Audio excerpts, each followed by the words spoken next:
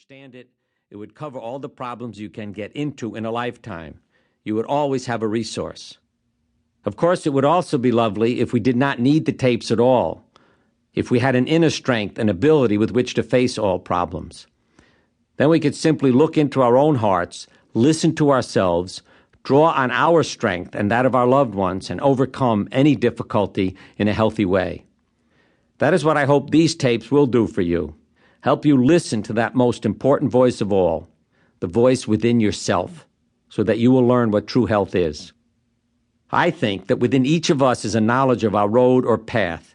It is intuitive, and yet we so often give it up and don't live our own life, but the life that someone else has chosen for us. But we can pay attention to the path that we would like to take. The most important direction we can go isn't east or west or north or south.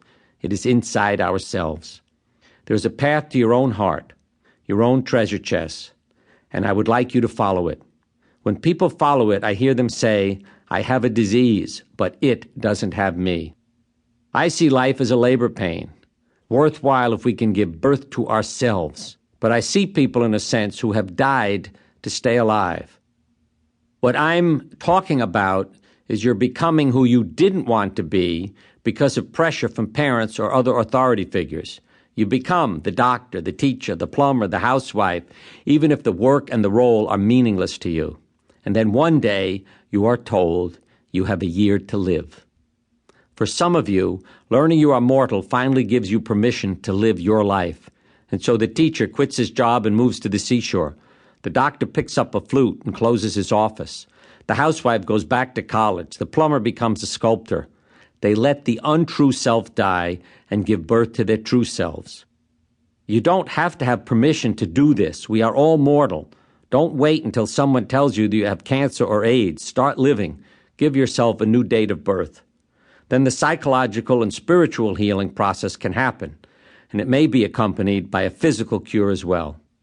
The physical change is the byproduct of you giving birth to yourself, free of the dis-eases of the past. Don't be angry at yourself or blame yourself for the ways in which you have survived and met your needs. All symptoms are honorable. They redirect you. So move forward. The past is over. I know that environment and heredity play a role in your ability to live a full life. I realize that you may have been born with an affliction, but we are talking about the choices you make that heal your life. So quadriplegics imprisoned in their bodies can lead healed lives, just as well as epileptics and cerebral palsy people. And so can individuals who are incarcerated in prison, and those with cancer and AIDS and every other affliction. They can lead healed lives and become healers to those around them. I know a person with athetoid cerebral palsy who cannot control any part of her body. The only way she can send me a letter is to be tied in a chair and gagged so that she doesn't drool and fall and bang into the word processor. Then she types with her nose on the word processor.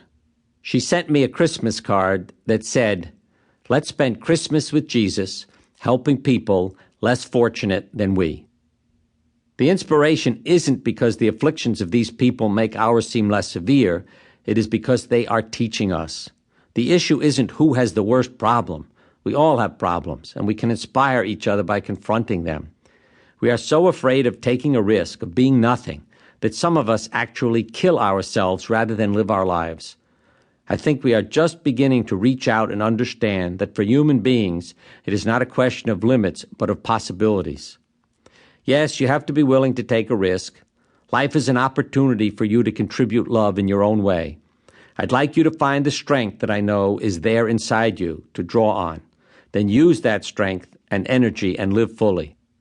Just as one thought affects your entire body, so do you affect everyone else when you change. So give birth to yourself and begin your life. Let the river of your life flow freely, and let the ripples of your love touch us all. I receive many letters, and often they end with these words: "Help! Where do I go from here?"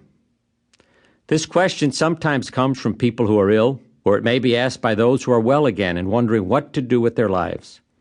One lady wrote, "I was told many times that I had not long to live, and this time I was very ill, so I thought they might be right. I gave away my valued